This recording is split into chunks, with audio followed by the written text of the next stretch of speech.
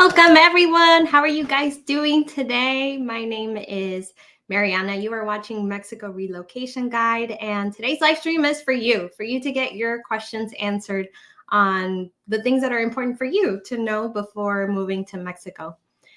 Before we get started, I want to draw your attention that if you want to learn more about moving to Mexico the right way, we have all kinds of free resources, tips, advice, blog posts, videos, and all kinds of resources available to you for free on our website, MexicoRelocationGuide.com. If you go to the tab that says free resources, I have a residency guide. I have a couple of other guides that we give you, like living in Mexico, retiring in Mexico. All our videos are listed on our free resources, our blog post, which we constantly are writing new information to keep you up to date on what is most important about moving to Mexico. So anyway, again, go to MexicoRelocationGuide.com. And welcome, everybody. This live stream is going to get started here in a second, or I'm going to get started answering your questions here in a second. Thank you guys so much for being here. Hi, Tanya. Thank you so much for being here. Victor, thanks for being here. MJ, Vebi. I'm going to give people just another minute or so to join us, but go ahead and start posting your questions. I want to get right into it. Because, again, we only have an hour, so I want to make the most out of your time today. Hey, Rob, thanks for being here. Good evening, Mark. Thanks so much for being here. Okay, so first question comes in from Vebi, who says, what crime statistics is mostly recommended for immigrants who are looking to relocate into the safe area? So if you're asking about, I think what you're asking is like, where can you look at crime stats for people who are thinking about moving to Mexico, regardless of, where you're looking or what nationality you're from. But there is a website that I used to look at that kind of highlights, gives you a heat map, right, of where crimes take place and what states or what cities, what municipalities might have more than others. If this is what you're asking, Vebi, I recommend going to, it's called elcri.men, and I'm going to post it in the comments. So I don't know if that's your question, but I hope that helps you out. What do I think about Colima? I don't know much about Colima, to be perfectly honest. We do have a couple of contacts in our online guide that we recommend that can help you with things like immigration, residency visas, obviously, help you find, rentals, and even give you relocation tours of particularly the Costa Alegre area, Barra de Navidad, that whole area, right? But personally, we haven't done a video there yet, and I'm working on it. I'm working on also doing videos in Aguascalientes and also Baja California, particularly Rosarito, Ensenada, and give you guys a lot more options than what we have published so far. So stay tuned. I'm going to be working on creating some more content on the coast around Colima, but that will come probably either end of this year or next year. And if we do end up publishing that, the best way for you to find out about it is obviously on our YouTube channel, but also on our website, MexicoRelocationGuide.com, under free resources. Usually when we do a video, we also accompany it by a blog post that gives you kind of a breakdown of that city. Things like population, weather, cost of living, neighborhoods, and then some things to do. So yeah, thanks for asking. Thank you all so much for being here. It's so nice for you guys to say hello. Hello back. All right, Mark says, I'm having a difficult time obtaining my temporary residency here in Salt Lake City. My wife is a Mexican citizen and my daughter was born there, but the local consulate is saying that they also need financial information. This happens all the time, Mark, and it's very frustrating because sometimes I feel as if though the Mexican consulates, despite them knowing what is actually required and by law, right, what is actually required by law, still have the authority to operate a little bit, on their own premises. So they can make up some of their own requirements, and there's really not much that you can do about it, other than you can go to a different consulate. If you're in Salt Lake City, some people have had a really good experience at the consulate in Boise. You could also try going on a different day and seeing if maybe, like, if you're too far to go to Boise, or maybe too far to go somewhere like Phoenix, which people also have a really good experience there, or too far to go to Las Vegas, or you just really want to try to apply in Salt Lake City, which I totally understand. For a lot of you at home might also be kind of in the same situation. If you can't really consulate shop, you can't afford traveling somewhere else, and you really want to go to that consulate, maybe try going on a different day. Perhaps a different consulate employee will give you a different answer and might be a little bit more lenient. But kind of to go back to what I was saying earlier is, these consulates do have some level of independent authority. So they can make some of their own requirements, and they do have some of their own nuances, which can change sometimes depending on which employee takes your application. But yeah, for anybody wondering, for people who are married to a Mexican national and want to apply for residency that way, you're not supposed to be required to bring financial documents to that appointment. It's Mexican law states that you can petition your family members as residents without having to prove economic solvency, because it's essentially your Mexican national spouse is petitioning you. The other thing you could do, Mark, is you could travel to Mexico, come in as a tourist, and obviously bring your wife and your kid, and then bring your marriage certificates apostilled, which means that they are basically authenticated by the state where you got married, that they are certified as being authentic, that they're not forged or anything like that. And Mexico is part of the Hague Convention, which recognizes when something is apostilled as authenticated. So you can get your marriage certificate apostilled. You should also have it translated, and needs to be translated by an official translator in Mexico, un perito traductor.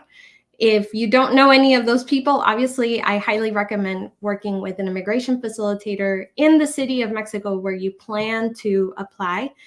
They have all their official translators that they work with. They know exactly which documents you're going to need to have translated, and then how to translate them.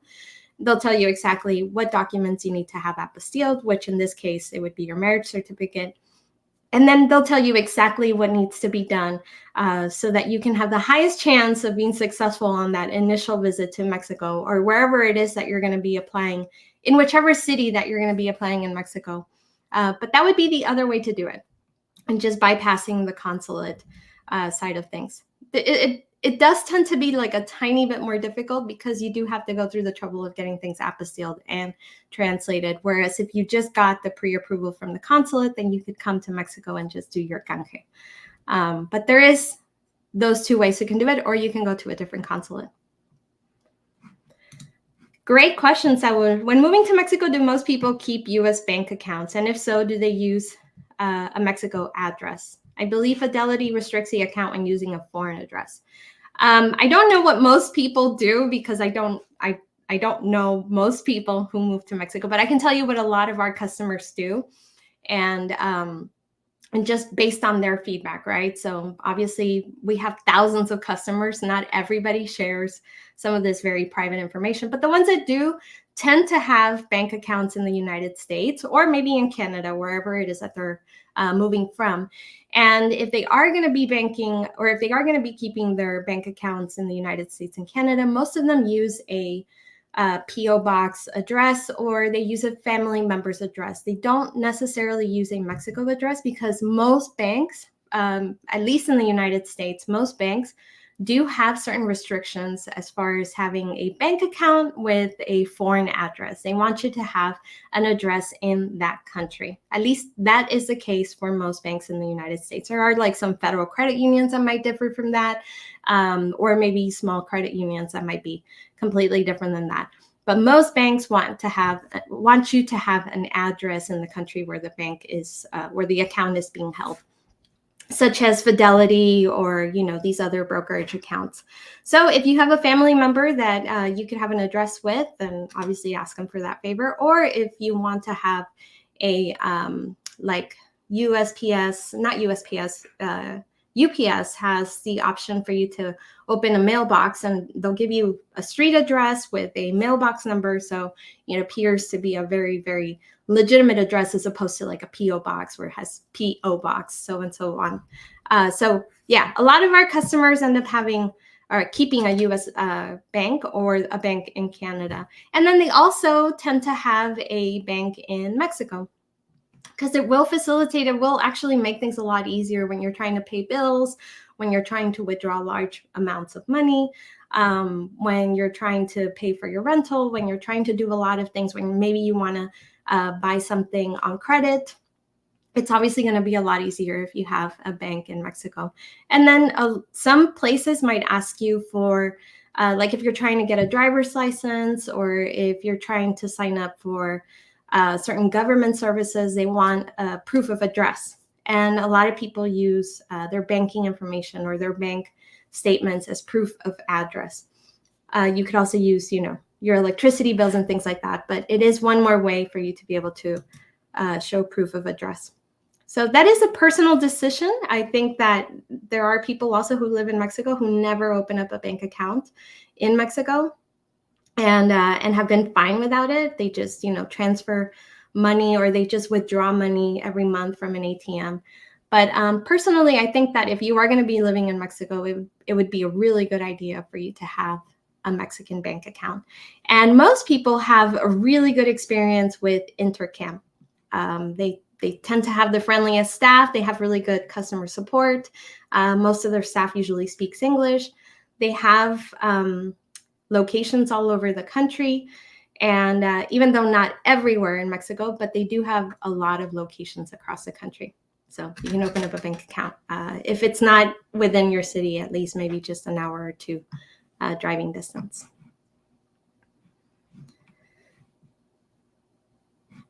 What will I need for moving with dogs? I have 4. So thank you so much for being here today, Lori. We actually have a really good blog post about this on our website. If you go to mexicorelocationguide.com and you search for pets, I'm going to put it in the comments. I give you a pretty good step-by-step on what is required when you bring dogs to Mexico.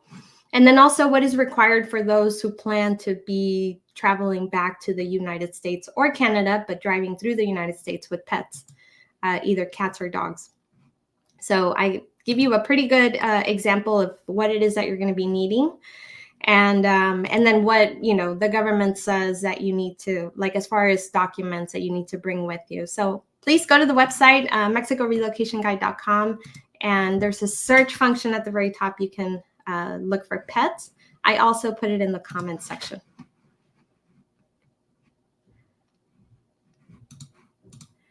What is the best method to find out the financial requirements at your local consulate in the States?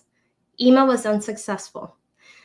So we've done a lot of research on the income requirements by consulate, and I wrote a blog post about this because there's over 60 of them. In the United States, there's like, I don't know how many, but there's over 60 of them worldwide. So we emailed a lot of them at the beginning of the year, and then again towards the middle of the year, so that we could update these numbers. And we have a pretty good table of all these things. I'm going to share my screen real quick so you can see this. And then I'm going to give you the link where you can find this. Give me 1 second. So this is on our website. If you go to mexicorelocationguide.com, visa-requirements -4-Mexico. I'm also going to put this in the comments.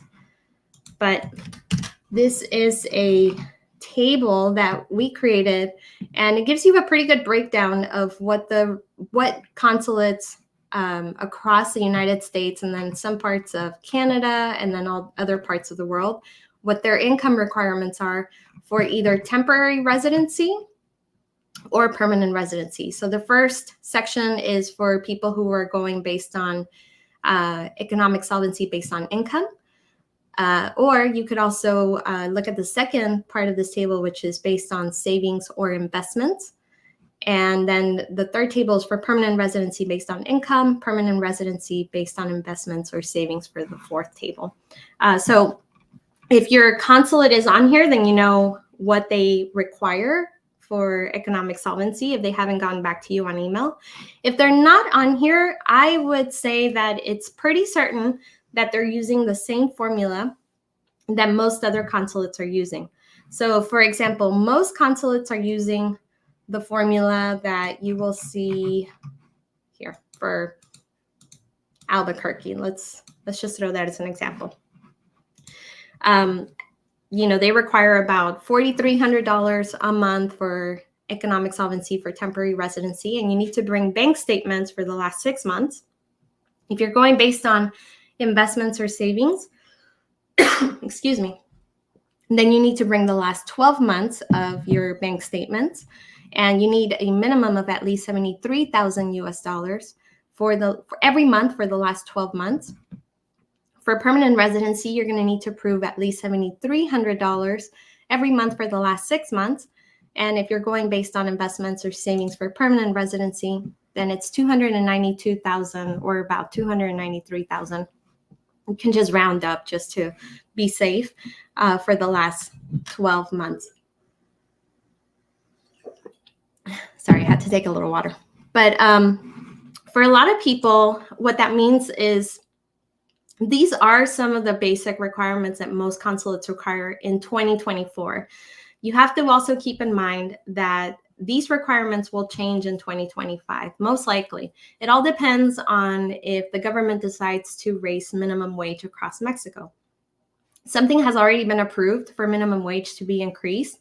And so far, it's been approved that only a 10% will be increased in 2025, that there will be a 10% increase. So if you're going to apply for temporary residency based on monthly income, and you need 6 months to prove that you have a minimum requirement, let's just add 10% to the 4,300. That would be $430. So you would need about, 4,800 US dollars next year, assuming that they increase minimum wage by 10%. If you haven't received an email from the consulate that you're inquiring about, because again, these numbers were verified by us at the beginning of this year and then again in the middle of this year. But that was before the exchange rate changed. And recently, the exchange rate has been very favorable to the US dollar. So it's very possible that a lot of consulates have started to lower their income requirements because the dollar is now worth more, or the peso is now worth less. So essentially, that's how it's all calculated. It's a big formula, and it includes the exchange rate on there for a lot of consulates. Some consulates take the exchange rate at 18 Mexican pesos per $1 US dollar. Some of them take it at 19, some of them take it at 17. And that's why you see a lot of disparity between consulates. So the very best thing you can do would be, number one, to contact the consulate. If they're not getting back to you, number two would be to go visit their website. If you need to know how to visit their website, you would Google Mexican consulate, name of the city where you are planning to apply. And then you would go under, usually it's under services to non-Mexicans. And then you would see a section for visas. And usually under that visa section, they have some information on what is required to apply for a visa, and they have the different types of visas on there. It's very important that you look at when that page was last updated. They usually post that at the very bottom of that homepage. If it was updated last year, then you can be kind of certain that those numbers are not up to date, because again, the requirements change every year. Even if they did update it this year, sometimes they don't update their income requirements. So the only way to really know is to get direct information from the consulate, either by emailing them or by visiting them in person. So if it's not on this list of our table that I just gave you, then I would say they're most likely using the that minimum amount that I showed you for Albuquerque. if you want to know with more certainty, the best way would be to visit them in person, or to try emailing them again, or to look through the visa information to see if they have any relevant information for 2024.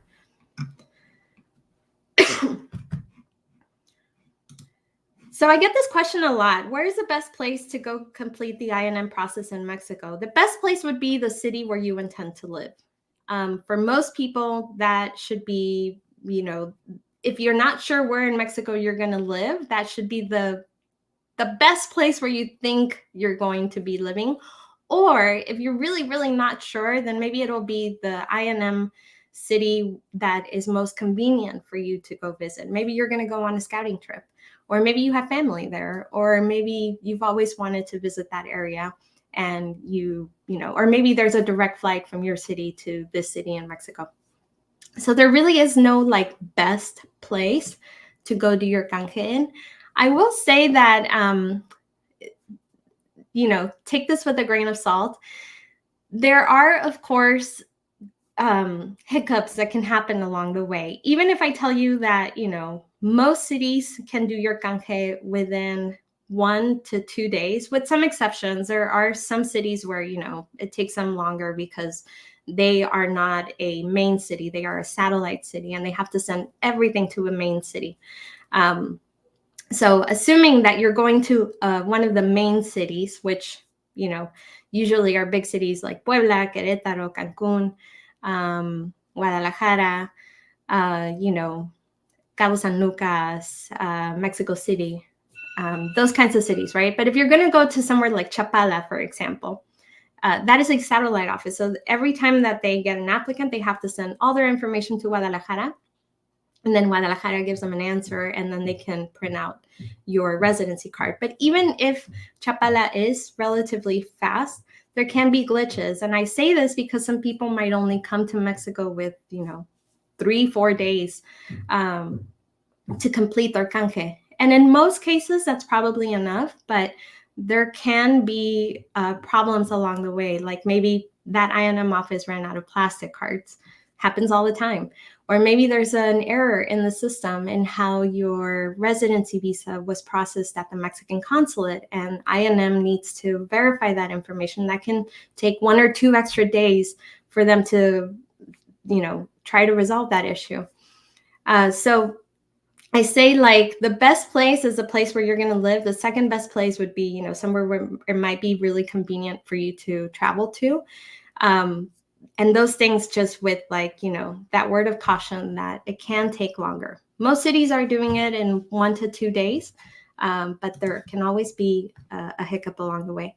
Something that is really exciting that just happened in last week or 2 weeks ago was I&M historically, before, since 2021 up until September 17th of this year, everyone that went to I&M, no matter what the process was, needed to stand in line in person to get an appointment. And this created long lines. Some people would wait at 3-4 in the morning the day before so that they could be the first in line, and that they could be, the first to get an appointment for 8 or 9 a.m. that morning. So they would camp out the day before. And then, that created a lot of a negative experience for a lot of people, because they had to just wait there for hours and hours and hours and hours trying to get an appointment either that day or the following day. Well, now I&M has opened up online appointments for a lot of people. And not all I&M offices are doing this, but a lot of them are. So as of September 17th of this year, 2 weeks ago, you can now make an online appointment. So you don't have to wait in line to get your appointment. What that also means is that you can actually make your appointment before you travel to Mexico. In a lot of cases, not every case, in many cases, you can make an appointment before you actually travel to Mexico. So let's say you just got your canje done today and you want to be able to travel to Mexico October 15th. You can get on the I&M online appointment system and see if the office that you want to do your canje in is available to take online appointments, because again, not all of them are. Some of them are still walk-in basis, or you make an appointment in person. And you can see if, they have appointments for that date in the future. If they don't, then you need to check periodically. Another reason why I think an immigration facilitator is great is because there are, of course, with everything new that immigration in Mexico does, there are some nuances and some glitches in the system that if you don't know this ahead of time, can cause you to waste a lot of time for your planned upcoming appointment. For example, you can cancel an appointment, and in fact, if you have made an appointment online in the future for INM to do your canje, a change of address, family unity, all kinds of processes, except for regularization. But if you are planning to come to Mexico for canje, you can cancel your appointment up to 2 days before it is supposed to take place. And we highly recommend that you cancel them. That way you're opening up an appointment for somebody else. But if you have canceled your appointment, you can't make another appointment until 24 hours have passed. It's just a way the system helps to make sure that you're not like overbooking appointments and just creating unnecessary appointments. There are a couple of other nuances that I wrote on a blog post on how to make appointments. And then, of course, I give you the link of where you can make these appointments. And then, of course, keep in mind, not every INM office is offering online appointments. So it's on our website. I also put the link in the comments if you want to check that out.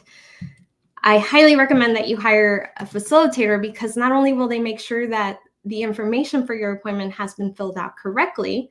That way, when you show up, you're not getting surprised by, oh, this wasn't filled out correctly. Now you have to make another appointment. And guess what? You have to wait 24 hours to be able to make another appointment. So if you're on that time crunch and you're one of those people that only has like 3 to 4 days to really get everything done and something wasn't done right on your online appointment system, hire a facilitator. I mean, for starters, they are not that expensive. They're going to charge you anywhere between 3,000 to maybe 8,000 pesos per person. That's about 150 to about $400 per person. And they do so much more than just the online appointment process. For starters, there's a lot of forms that you need to bring to INM to do your canje, to do family unity, to even change your address. So hire somebody. It's the best money you will ever spend for peace of mind that you are doing it the correct way. That's all they do day in and day out. So they know how to do these things correctly. Let's see. My immigration facilitator is asking for a bill with my Mexico address for canje. I didn't see this listed in any of the required docs for canje. Is that normal? Yeah, totally normal. A lot of INM offices actually require you to show proof of address and proof of local address. So proof that you live in that locality for you to be able to do your canje. If you don't have proof of address and you're doing this on your own, it's going to be really hard for you to get proof of address. But if you have a facilitator that you're working with in that area, a lot of them have friends and family that they use. Friends and family allow them to use their address for their clients. So they will lend you an address until you can change your address to your more permanent home in the future. But yeah, it's completely normal, William. Thanks for being here.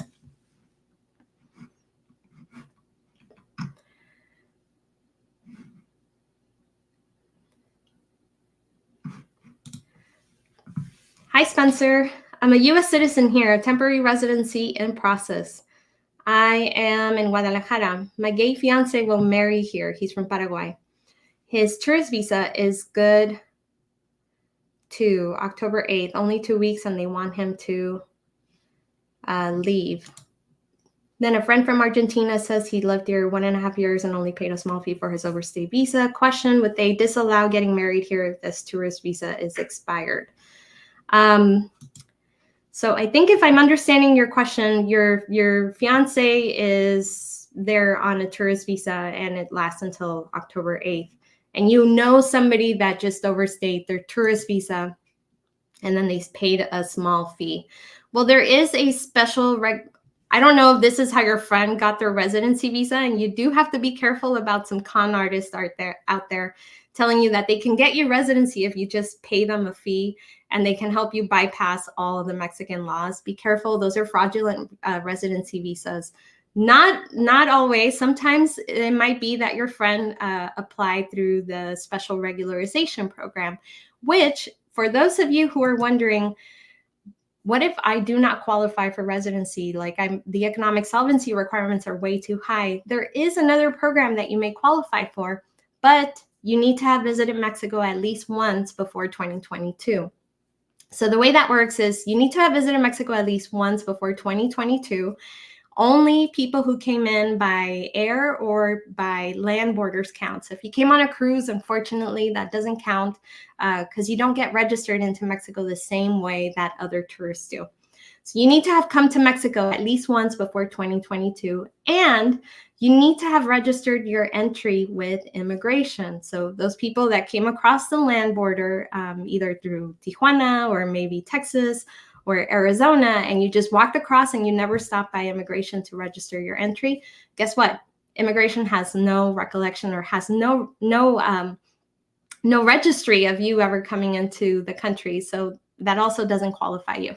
But if you did come to Mexico and you have proof that you were in the country, either they stamped your passport or when you crossed the land border, you actually did the correct thing and you went to immigration and they registered your entry, then you should be in the system.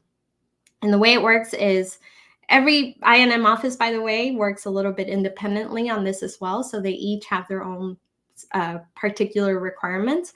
But overall, the baseline requirements are that you will have a study done on your case. And what that means is they usually look at how long you've overstayed your resident or your tourist visa, how long you have basically been irregular in the country. And for that, they need to do a study. They also charge a fine, which can vary anywhere from, I've heard people getting charged, 2,000 pesos up to 10,000 pesos. So it depends also on how long you've overstayed your tourist visa or your FMM, because technically it's not a tourist visa, but it's an FMM, Forma Migratoria Múltiple. And then you will pay all immigration fees up front, which are usually around 14,000 pesos, sorry. So altogether, you're looking at, around $1,000 without hiring an immigration facilitator. That is if you do it on your own. If your friend is this person who took advantage of this program, that's probably how they got their residency visa, by just overstaying. But, also be careful of what some people might promise you. That would just be my word of caution. And if you're interested, for those of you who are watching, on knowing if you qualify for the R&E program, which is the official name, it's also known as the regularization program. I'm going to include a link down below in the comments that will give you the baseline requirements, and then also what are the costs associated with it. You get a 4-year temporary residency visa. Another kind of nuance about this program is that if you aren't in Mexico yet, you have to come to Mexico and you have to wait until your FMM expires. So if you're coming to Mexico right now and you fly into, let's say, Guadalajara, and they give you 180 days, you would have to wait, let's see, it's September. You would have to wait until March to be able to apply. And that means that you would have to stay in Mexico until March, or until those 180 days are over, for you to be able to apply. Some workarounds around that are that you can cross through a land border. Usually a lot of people use Tijuana for that. And they go through the CBX pedestrian line, and they get 7 days on their FMM, which is essentially your tourist permit. If you get 7 days, not all INM offices accept 7-day FMMs. For example, Cancun, Playa del Carmen do not accept 7-day FMMs. They will have you wait at least 180 days, regardless of what your FMM says, before you can apply. But most INM offices allow 7-day FMMs. So then you would go to an INM office. After your 7 days are over, you would prove that you came to the country before 2022 and that you are now irregular, meaning you have overstayed your tourist permit. They would do a study, assuming that everything gets approved. You would pay your fees and you would get a 4-year temporary residency visa, which is huge. I mean, it's a game changer for those who don't qualify based on economic solvency. So if that's you, word on the street is that, they can get rid of this program at any time. They've done it for close to 3 years now. So, who knows if it'll be around next year. I think it will be, because it generates a lot of income for the Mexican government. But really nobody knows. There is a new president officially tomorrow. So, she can change maybe some policies, or maybe her cabinet could change some policies with that. So we won't really know until 2025. But if you qualify right now, I would say do it before the end of the year, because it's still available. It's still running. It's a legitimate program. You get a 4-year temporary residency visa. You don't have to live in Mexico to remain a resident. You can get your residency visa, literally go back home, and then now you have your residency, right? You've locked in your residency for when you do decide to actually come and live in Mexico. So take advantage of it. Do you have a list of immigration to Mexico services sorted by region in the US? Also, how much is a standard fee for filing forms? I do have a list. I think what you're asking is like immigration facilitators that can help you on the Mexican side. I do have a list of immigration facilitators in our complete Mexico relocation guide. But something that I think is kind of confusing to some people is whether they can help you on the US side or the Canadian side. And yes, a lot of them can help you book your consulate appointment for you. Not all of them, but a lot of them can help you book your consulate appointment for you. But they are not living in the United States or Canada. So they will not go with you to the consulate appointment or the embassy appointment if you're going to a Mexican embassy. They can help you with everything remotely and help you to ensure that you're bringing the right financial documents. A lot of them know certain consulates, and they know which ones they prefer working with. So if you're willing to travel, they can tell you which ones might be the better ones to work with. And then once you're done getting your pre-approval in a Mexican consulate, the bulk of what they do is in the Mexican side, and that's where they live. So each immigration facilitator that we recommend in our guide is listed based on the city that they service. And some of them service multiple cities because they have, assistants across Mexico. But we have them listed based on the city in Mexico that they provide the service in, because that's where they live. And that's where they will accompany you to the immigration offices. And that's where they will do most of their services. But a lot of them do help you remotely with the US or Canadian side to some extent. They do have to keep it on the down low because in case you didn't know this, US consulates and embassies do not allow third parties to help you out. They don't allow third parties to help you make an appointment. They don't allow third parties to represent you. So they have to pretend they are you, and that's how they get the appointment for you, is by pretending they are you. And it's something that you have to kind of keep on the DL so that they don't get in trouble and that you don't get in trouble, because consulates don't really allow that. Actually, they don't allow it at all. So yeah, so that's why for the most part, a lot of them do help, but not all of them do.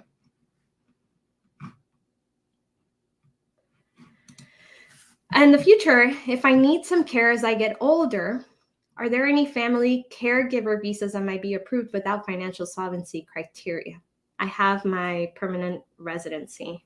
Not right now, unfortunately. There isn't such like a caregiver residency visa that you could get somebody else. However, if they are a family member of yours, such as like a spouse, or they are a daughter, then well, actually it depends, because children over the age of 18 don't qualify, so they would have to be under the age of 18. There is like a way around that, but it requires a lot of bureaucratic legal paperwork, and in most cases it's not successful. So if they are a spouse, or if they are your mother or father, if they are your sister or sibling, there are ways for you to get them residency, but not if they are just like a friend or just somebody that you hired and then want them to move with you to Mexico.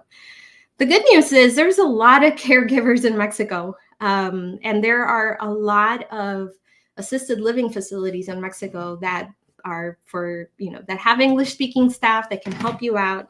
I wrote a blog post about this, and I have some of the ones that I've researched.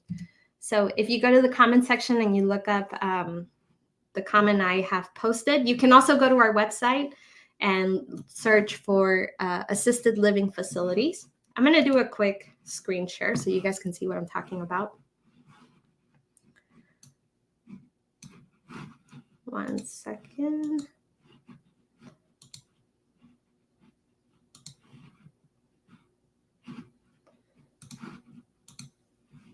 So whenever you go to our website, MexicoRelocationGuide.com, there's a bar here that says search the site. So if you look up assisted, right, the first result is assisted living facilities in Mexico. If you look up, requirements, let's just say you're looking for the residency requirements, right? The very first search result is going to be the residency requirements. If you're looking for driving tips or maybe driving advice, I've done a couple of blog posts on that. And then what I was pointing to earlier was our free resources, which are at the very top of the menu. But yeah, just in case anybody's wondering, like, how do I search your site? This is how you would do it. Thanks for being here.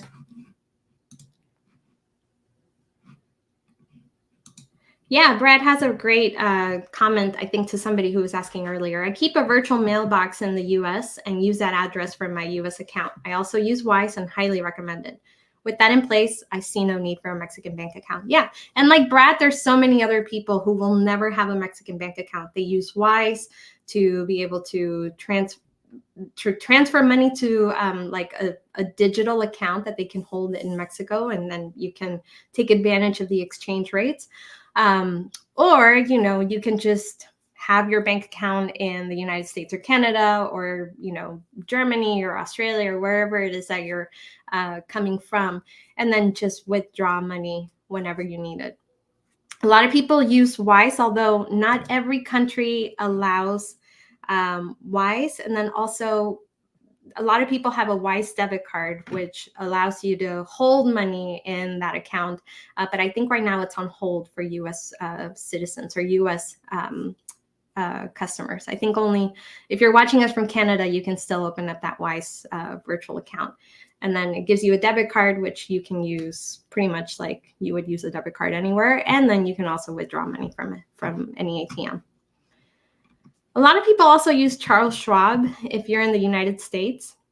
It's one of those accounts that gives you 0 foreign transaction fees and 0 ATM fees. So if you take out money from any ATM, you don't get charged or you get reimbursed for those fees. And then you also don't get international transaction fees. So if you're using your card to pay for dinner or you're using it to buy home goods or groceries or whatever you're using your card for, you don't get charged those international transaction fees, which is really cool. Mary has a question. Thanks for being here, Mary.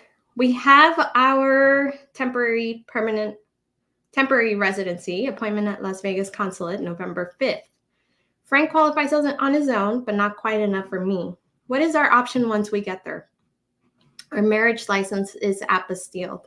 This is a great question, Mary, and I think a lot of people are exactly in your position. You are a couple together, you want to come to Mexico together, but only one of you qualifies, and the other spouse in the marriage doesn't quite have the same income that the main applicant has. So if this is your case, don't worry. My advice is, as long as your spouse, in this case, Frank, if he qualifies on his own, have him acquire his temporary residency. If he gets pre-approved, he's going to need to bring financial statements showing that he either has the minimum investments or savings for the last 12 months, or that he has an income for the last 6 months that pays him at least the minimum amount that some of the consulates require. Depends on the consulate that you're applying for. That's why I don't want to say a number. But, if he can get pre-approved, then you would come to Mexico as a tourist, bringing your marriage license or your marriage certificate apostilled. And then, of course, it needs to get translated by an official translator in Mexico. then you could apply for him as a spouse without having to prove economic solvency in Mexico. Again, Mexico is very pro-family, so spouses of Mexican nationals and residents can also obtain residency. Siblings of Mexican nationals or residents can obtain residency. Parents of residents can also obtain residency. Stepchildren of Mexican nationals or residents can also obtain residency. Children, right, of Mexican nationals and residents can obtain residency. For children, they do have to be under the age of 18 and not married, unless they have unless they depend on you. They are dependent of you, ordered by a court. So maybe they're not able to take care of themselves and they are over the age of 18. You will need, again, some extra documents, and every INM office might have its own specific requirements on how they can verify, right, that this this dependent basically is dependent on you. But yeah, Mary, for you, it's very simple. If Frank qualifies on his own, then you would just come to Mexico as a tourist, bring the appropriate documents, and then you would apply. Well, after Frank gets his canje done and after he gets his residency card, then he can petition you as his wife. So, it will be longer. It won't all be done in a day because he needs to first do his process, and then you guys will need to move forward with yours. So those are 2 different appointments. Yeah, congrats. For anybody who's wondering also, for dependents, what the requirements are depends on the Mexican consulate. Some of them require that the main applicant be economically solvent. And as long as they have the minimum requirement, then, they will get approved. But if you are applying with a spouse, some of the consulates require that each spouse be economically solvent. So, if you're going based on income for a temporary residency, they will require that each one of you make $4,300. Not all consulates require that. Some of them require that each additional dependent, or that you be able to prove that you have at least $800 more a month per each additional dependent, or $1,000 a month, or $1,500 a month. I've seen all kinds of requirements across the board in different consulates. So it really does depend where you're applying at. But if it is the case, like if your case is the same as Mary's and you are a spouse and both of you don't have $4,300 right now to qualify, don't worry. As long as one of you does, or $73,000 in savings or investments that you can prove that you've had that minimum for the last 12 months, then, one of you will get pre-approved and the other one can come to Mexico as a tourist. Once the main applicant gets their residency card, they can petition for the family member.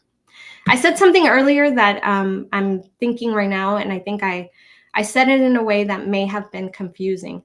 So for investments and savings, you have to show a minimum balance of $73,000 for the last 12 months. So it's not per month. You don't need to have $73,000 times 12, okay?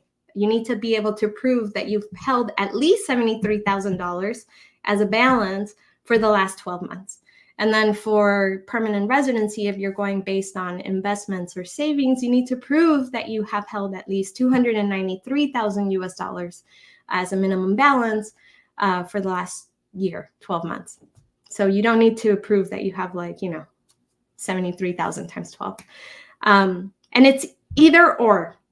So if you're going based on income, you need to prove that you have had $4,300 for the last 6 months, every month for the last 6 months, as a minimum balance, right? Or deposits have been made into your account.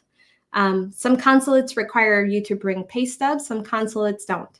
Some consulates want you to bring a letter from your employer stating that you will continue working in Mexico because you're going to be a remote employee, or because you have permission to work in Mexico and maybe you're going to be traveling back and forth. Some consulates don't. Like, for example, Las Vegas doesn't require that. Boise, as last I heard, doesn't require that. There are other consulates that don't require letters from your employers. So But again, this can all change. It's September of 2024, and the consulates do tend to sometimes make changes from 1 month to the other, and sometimes from 1 week to the other. So my best advice to you would be to check with that consulate directly when you're ready to apply, to know exactly what those requirements are at that time and place. But yeah, I think I said something earlier that might have been a little bit confusing. With the new president planning to further vastly increase a minimum wage, which is a good thing, are there any reliable rumors of them changing the solvency formulas? But rumors are just rumors. That's the thing, Greg. Until something has been officially posted by immigration, it's just a rumor, and that's above my pay grade. They don't tell me these things. You know, the president doesn't have a direct line to me. So yeah, unfortunately, there's nothing that I can tell you with certainty that has been circulating, because until it's published, it's just a rumor.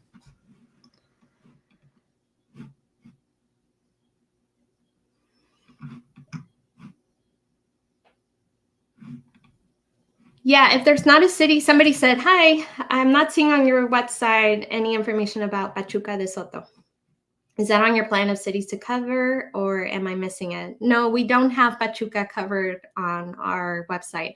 We don't have every city, by the way, covered on our website. I wish that we did, but you know, I'm one person with one videographer and one person who also helps me edit some of our videos. But it's just the three of us, you know, me writing all the content and them helping me either film it or edit it, or you know, all three of us come up with ideas together. But we prioritize the cities that most people want to see. So you know, from time to time, I will gather a list of all the cities that people have commented on, either emails or on comments on our YouTube channel, or if I see a city come up a lot, then you know, we will prioritize that one. Or if I know that a lot of foreigners live in a specific area, like Ixtapa, Cihuatanejo, Costa Alegre, Barra de Navidad, you know, those areas, then I will prioritize it, because I know that people are already living there that are drawn to it. And I know that our audience would probably find it interesting. So if Pachuca isn't on there, it's not because we don't like Pachuca or any other city that you might be interested in. Like some people have asked me a lot about Tasco, and it's not that we don't like Tasco. I like Tasco a lot. I like a lot of cities in Mexico, and if we don't have them listed, it's not because we don't like them. It's just, you know, we just haven't gotten around to it, to be very honest. But thank you so much for asking, Nicholas. I think that's a great question. And, you know, check back in a couple of months. Maybe it'll be on our website. For now, if it's not, it's just because it hasn't made it to the top list. That's great, Lori. I'm so happy. She did her canje in Querétaro. She used to facilitate her from our guide. It was so smooth. She was in at 9, eating lunch at 11:30 with her residency card in hand. That's awesome. I'd love to hear those stories.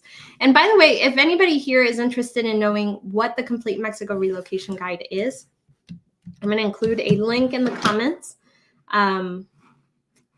where you can learn more about what it includes, how to buy it, what it is, what do other people say about it, what to expect. Just to give you a quick rundown of it, it really does save you time. You know, when you move to Mexico, you will probably do hundreds of hours of research on how to move your pets, how to move your belongings, what type of residency visa to get. What are the little things that nobody tells you because it's not published anywhere? The government doesn't publish it on their websites. The consulates don't publish it on their websites. All those little nuances that you need to know so that you can avoid a surprise. You know, how to find rentals, what are your rights as a renter, where to find rentals, you know, how to negotiate, how to buy a house, what are the things that you need to know before buying a house, you know, how to drive to Mexico, what are some driving tips, so many things that you need to research, right, before actually making the move. And we've done all that research for you and more. And, you know, we have put it all in our Complete Mexico Relocation Guide, which is an easy to follow online course, essentially, that gives you a step-by-step on all the things that you need to know before moving to Mexico. And then for many things, you're going to need one-on-one help, because I know that Mexican bureaucracy is sometimes really hard to navigate on your own. So we give you an entire directory of our vetted, recommended contacts. So I have personally talked to every single company and person and contact that we recommend in our directory. And we have them all across Mexico. We have them from Baja California to Baja California Sur to Central Mexico to South Mexico. We have contacts all over the country. That way, if you're moving to Oaxaca, you have somebody that you can work with in Oaxaca. If you're moving to Playa del Carmen, you have somebody that you can work with in Playa del Carmen. If you're moving to Puebla, there's somebody there in Mexico City, Rosarito, Ensenada, La Paz, Los Cabos, or, other cities like Chapala, Ajijic, Guadalajara, Querétaro, the Costa Alegre area. There's so many contacts that we have in the online guide that can do everything from like immigration processes, so like guiding you through immigration, driving you through that city, maybe doing a private relocation tour. We have international moving companies that are highly, highly reputable. We have private drivers that will drive you even from Canada or the United States and drive you all the way to Mexico. Or maybe you want your pets to be driven because they can't fly. So we have so many contacts in the online guide. We have realtors, real estate lawyers, notarios, a lot of different contacts that can help you out. So anyway, if you're interested in learning more about that, go to mexicorelocationguide.com/guide. And when you buy the guide, you get instant access to the directory. And then, of course, all the steps for moving to Mexico. So no, there are no facilitators in the United States. All the facilitators live in Mexico. And then they can also help you remotely in the United States. Like I mentioned earlier, not all of them do, but a lot of them do. In our guide, we do have a lot of them that do.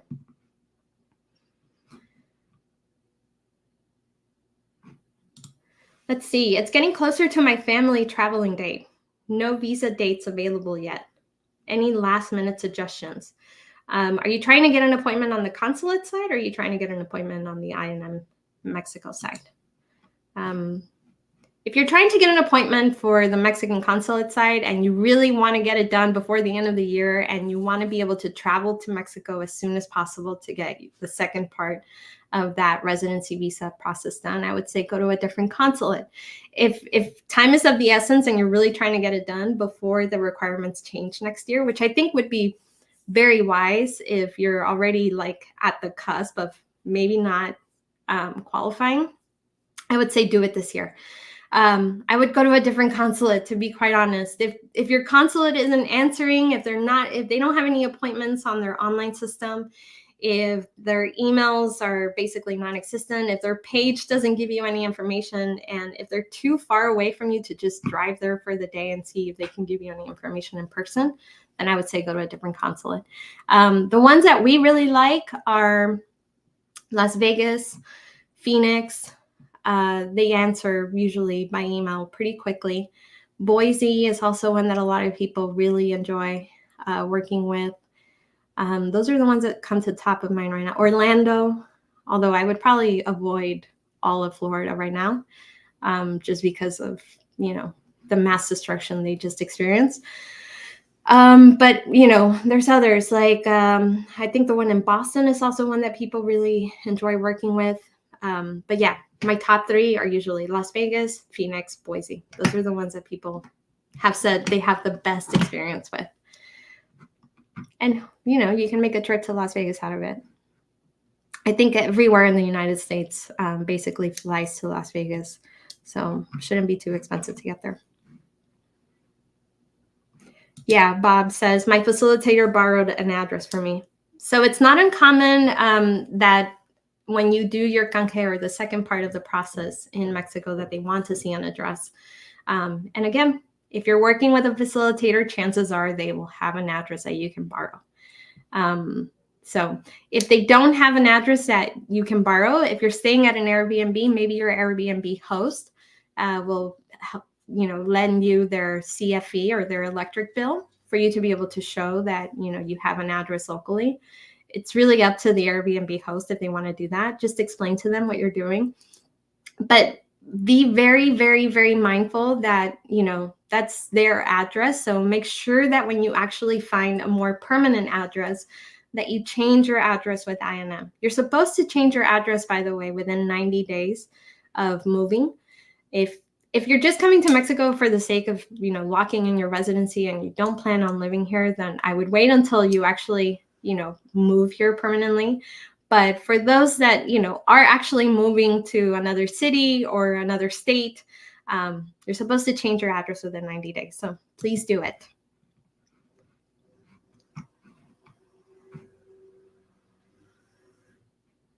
Yeah, this is a good question. Hi, Ray. I'm moving to a different state. How to handle the aval for rentals if I know no one in that city? Should I get a credit card to build up credit history? So for those people who are wondering, what is an aval is basically a co-signer, somebody who will vouch for you that, you can actually pay your rent. And if you don't, then they are basically the backup payment plan. An aval typically needs to be somebody who has credit history in Mexico. They have either a property on their name, or they have some form of collateral that they can prove that they have in their name, maybe a business or something like that. If you don't have an aval in that city, it might be difficult for you to rent with that specific landlord to begin with. But there may be also a way for you to negotiate a higher deposit with the idea that you're giving that higher deposit in exchange for not having somebody that can vouch for you. And then once, maybe you can also negotiate that if you have been paying your rent on time for 6 months, that you get your deposit back. That way it's not like until you move out, you get your deposit back. But I would also be careful not to offer a huge deposit, because landlords in Mexico are notorious for keeping people's deposits. So I would just make sure that you start off with, whatever your rent is, maybe start off with 30% of that as a higher deposit for you to prove that you have money in the bank and that you're not going to, not pay your rent. Usually in Mexico, a lot of places require the first month up front and then the month deposit. It obviously depends on the landlord and who you're renting from. A lot of places will just ask for 1 month up front. But it's not uncommon for some companies or landlords to require 1 month and then 1 month deposit and then 1 month upfront. So if that's you, and maybe also if you're like, a lot of places will say no pets, no cats, no dogs, no pets. Maybe you might be able to negotiate that too if you offer them a deposit, a higher deposit than what they're requiring. So I would say everything can be talked out, everything can be negotiated to some extent. You also have to be willing to walk away if that landlord isn't budging, and you might have to find a different place that will work with you without having an aval. Another thing that some landlords do, and you may suggest this, is to hire a póliza de arrendamiento, which is basically a bond of a rental bond. And it's also, it's very much pro landlord. It's not very pro tenant.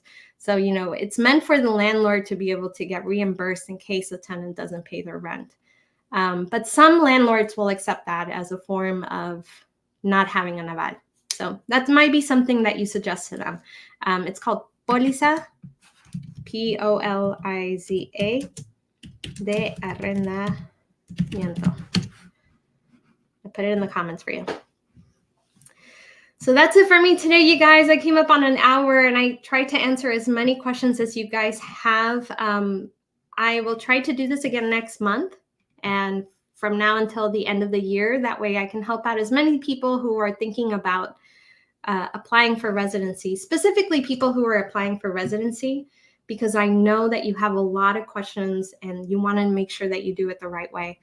I can't reiterate enough that all my knowledge, all my research has been detailed in our online course, and I am consistently updating it. So, I make an update probably every other week, if not every other day. whether it's adding new information that I just learned from the facilitators that I recommend. I talk to them every single day, and they give me information about the cities that they're working in that they know that our customers are going to need. So I make those changes in the online guide, or I give our customers that information. I try to make it as easy to follow. That way you're not getting overwhelmed with information. And that way you know exactly what you need before you move to Mexico. And I can't guarantee this, but I can almost guarantee that it'll save you about 6 months of research. At least that's how most of our customers have told me that it's saved them a lot of time. What I can guarantee, though, is that I stand behind this product 100%. We have been doing this for about 5 years now, and we have thousands of customers who we have helped move to Mexico who have written to me day in and day out and telling me how much the online guide has helped them. And it's not possible without the directory of contacts. So the directory of contacts are a big part of why the online guide is so successful. And that's what you get to. And that's a promise that we give you, is that we don't include just anybody on there. First of all, I don't get any kickbacks. I don't get any commissions for recommending somebody, because our customers pay us for this service, right? So any kickbacks or any commissions that somebody might offer me, I tell them, hey, give that discount to our customers. But it also helps me stay very neutral, and that way I'm not cherry picking, right, like other services do, on who we recommend because of how much they're going to pay me. You can be rest assured that I am not getting any commissions, any kickbacks from the contacts that we recommend, and that I only recommend people that I 100% believe in, that have a good reputation, that treat our customers right, that charge reasonable amounts of money, that aren't going to price gouge you, that are not, rude people, that are responsive, all the things that are important for me, for you to have when you buy our guide.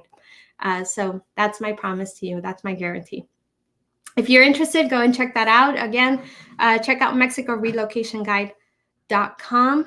And if you're interested in any relocation tours, our website also has a menu item where you can find out about our relocation tours, how much they cost, what you can expect, and those kinds of things. So thank you all so much for being here. I will let you know when the next live stream is. And I will post it on our YouTube channel or on our newsletter. But I will post it on our YouTube channel if you're on YouTube. If you haven't already, give this a like. And I will see you guys very soon. Thank you so much for being here. Bye.